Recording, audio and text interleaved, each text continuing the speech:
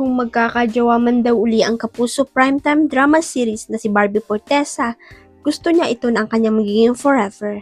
Mula nang inanunsyo ni Barbie na iwalay na sila ng kapwa-kapuso star na si Jack Roberto noong January 2025, ay nananatili pa rin siyang single until now.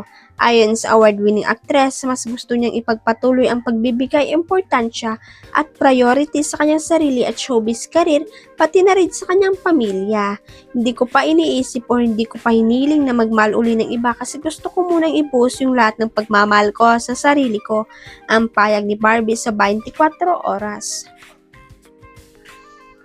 Patuloy pa niya, I don't casually date to marry ang bakla saving chair na, diba? Ang tinutukoy ni Barbie ay ang bago niyang pelikula ngayon under Regal Entertainment, ang Saving Cherry, kung saan inilarawan niya ang karakter bilang wildest virgin. Date to marry po ako, so until I'm ready and I'm really sure of the person I'm gonna go out with, hindi ako makikipag-date, sabi parang talaka. Napasana all na lang ang fans at casuals nang mag-trending ang video kung saan makikitang sabay nagpipilates sina Liza Soberano at Bini Mikalim sa Wellness Club sa Los Angeles, California. Hindi kasi open sa public ang nasabing wellness club gym. Ilan lang ang pwedeng magkaroon ng access dito, restricted ang paggamit nito sa sponsored athletes, A-list celebrities at mga major content creator na may malaking social media followers. Hindi rin kasi basta-basta pwedeng mag-pilates ang mga guests at dapat ay meron silang invitation.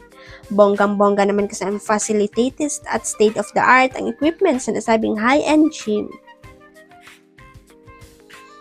Actually, marami ring mga fan ang kinilig dahil aminado naman si Mika na girl crush niya si Liza at big deal sa followers ng P-pop queen na makabanding nito sa Pilates session ang actress. Mukhang another check nga raw ito sa bucket list ng Bini member. Huwag kalimutang i-click ang subscribe button at i-ring ang notification bell para sa latest at legit chika updates.